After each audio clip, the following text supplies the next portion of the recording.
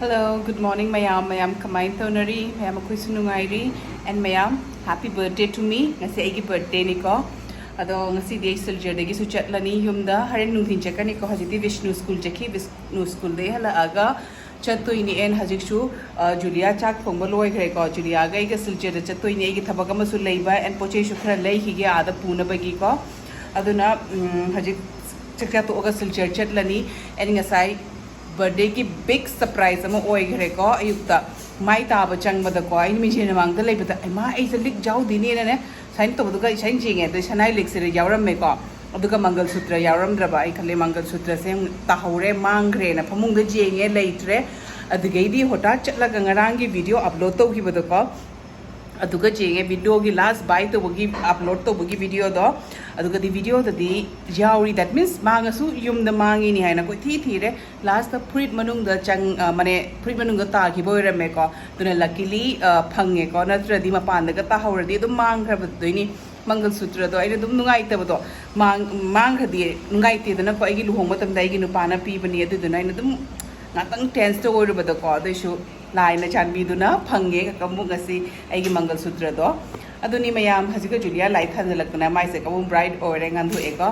ado mayam kamu phangna si aji chakshar ge duka siljer chapadu su phangna si ka mayam chak si ga lire adagi di khajing acho do thongba tunga gi chutney khamisin bi ka tauba and kai hai hawai gi patla jhul do ge dingarang gi chicken thongba khar lemba ado hawai se kaina apa ba jhul se chaning ye na ko aga ya thongba ni chak se ai ukta ti ko ai breakfast se bread charaga hina de badum ingang ngi de chak charak puduna chak charaga nu ngai je en chak ru je go ba baro gi chak chabaga mana dra phajana ise noi thobani phajana chu chare haye nga chatla goi na semja ru rage ang chang se hawre me am chutney ko chana morok sai haw ba no na ai na pam ba da thok ba ya hawai su na nuti gi keno kamensin tawraga chakka dance keno tawraga thong do au je latte ba sana patram pa na mane mahi lang thong se si so haw e ro ke thare ro ti kun thani pu he len ha pin masinga da ingang go cha da bani na adum sa hala ba ena sina su hinjang na ne cha da bani na kitan khanga cha bu do jing mo ro ki law do nungai bu do hare ba ngau thopra nang na phajana sahalo na hai ba dai phajana sahalo be mayam phare cha ba gi sidi sang nu kutla roi ge hare su ai gi birthday da sa to hu do papa oina ai na to roi sen hai ba ne papa na dum nu ngai te chahi kya matung dum kulli na du na to si hai papa na ada chana to organize to re ada dum mayam su du share to ke yeng bi na si ko mayam khoi town da tho eko nong su poti pitli tari poti aisini pitli tari ko ai ga Julia ga pe mom to raga chatle because chat badi yade matam sina le madi chatloi da bani saina nong marak se chat pa se bada shu pai leite adu me am share ta rake ko mayam mamang da bahubulim chatle si yengu ai nam ning man gina na mini ko bahubali se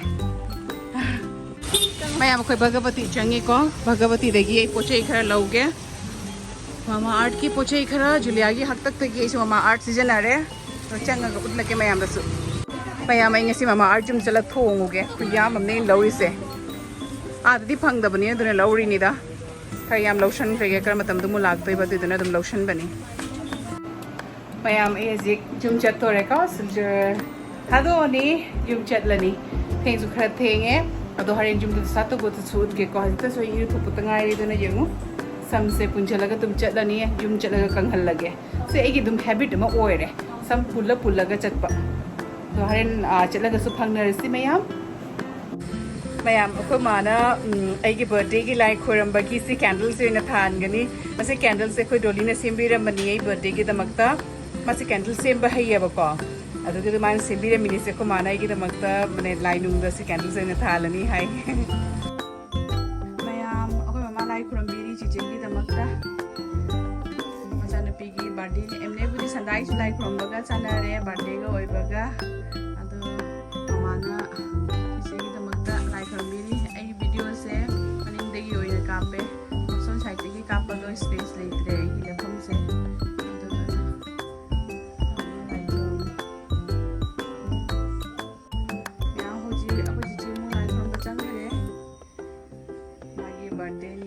ꯐꯖꯅ ꯏꯁꯣꯔꯅ ꯕꯣꯔ ꯌꯥꯝ ꯄꯤꯕꯤꯅꯕ ꯅꯥꯕꯤ ꯆꯦꯛꯄꯤꯗꯕ ꯄꯨꯟꯁꯤ ꯁꯥꯡꯅ ꯀꯩꯅꯣ ꯇꯧꯕ ꯑꯇꯩꯒꯤꯗꯤ ꯏꯁꯣꯔꯅ ꯄꯨꯝꯅꯃꯛ ꯄꯤꯔꯦ ꯅꯥꯕꯤ ꯆꯦꯛꯄꯤꯗꯕ ꯄꯨꯟꯁꯤ ꯁꯥꯡꯍꯟꯕꯤꯌꯨꯀꯣ ꯏꯁꯣꯔ ꯑꯁꯤꯅꯤ ꯑꯩꯁꯨ ꯂꯥꯞꯅ ꯈꯨꯔꯨꯝꯃꯤ ꯁꯤꯒꯩꯒꯤ ꯏꯁꯤꯡꯁꯨ ꯈꯨꯔꯨꯝꯃꯤ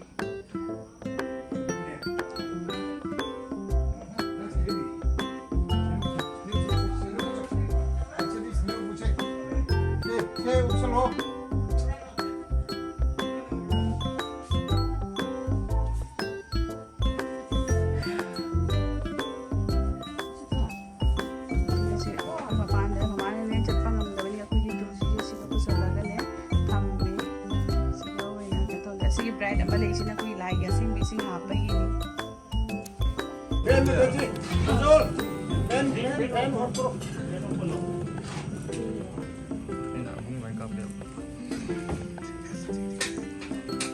ये नमागी थागा ना यार मम्मा थागा मैं से याद है दो Ôi bà mua đi thế nào rất là lâu quá.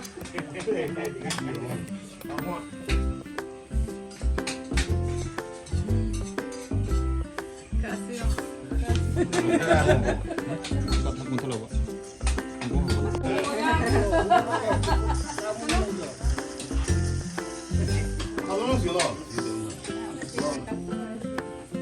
Chào mẹ cô. Thank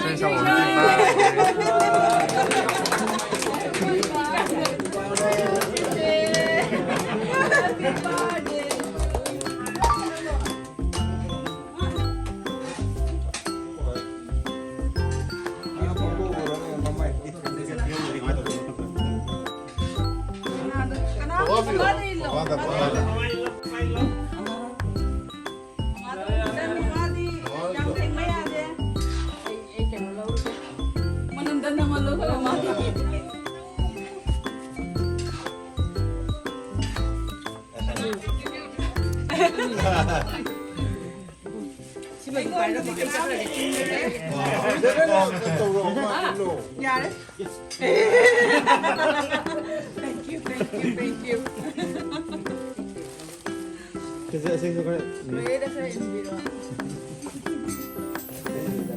Happy birthday, idea.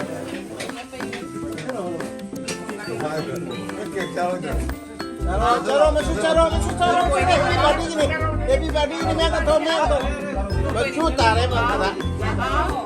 Kayu saus ya. Mobile pilih, ada cara mobile. Sejak pupuk ni pilih cara. Pilih. Mobile. Pilih. Mai mobile. Pilih cara. Silo. Cara ni. Cara. Kalau saya saus. Ah.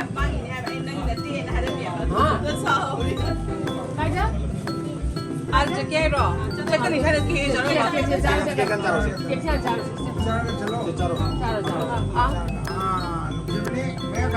Mereka tu.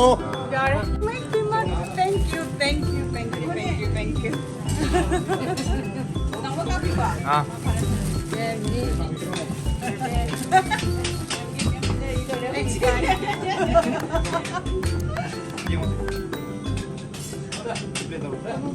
ज़्यादा नहीं।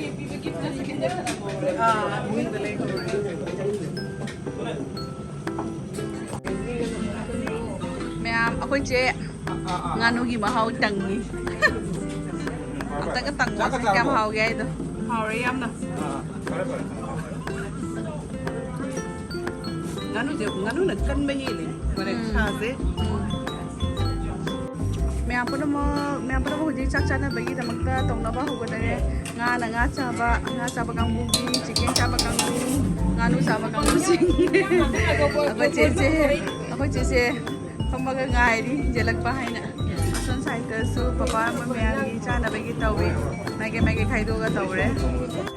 mayam chabasu loire mayam su hanakre ko ngasi se just akoi family ngata punna chabina bani to punna chabina se naina kauraga moi di khangye ba igi pok numit nai se ngasi se aina di haida bani ba ko to moi khangna moi na gift pura ina kada wai gift pura ina aina ipok numit ni haining da ba ko gift pura kani khang ba gift to ina pam da ba to maina to ba ko just ina chak punna chabina si haina hairaga moi nungshi na gift mayam pura e ji gift na shaure nakta phanek set ina mayam na purak ta na ko aduni da phajana di nungai re aina su latringai da ina ticket to bada ina plan to hi bada ko ai birthday siga jauge haina ko adu dina so ina kadang chondhana ticket to kak pane ba tangani gi matung da because I just family ga birthday do chahi khuding gi to bungam da bani na punna chabi na bungam da mina birthday numita do ngasi se aina hanak chapa siga di dum jauge birthday family ga punna chabi na gi haina to bani do nungai re harau re ai husband budi miss to wi ko mak jaw da bagi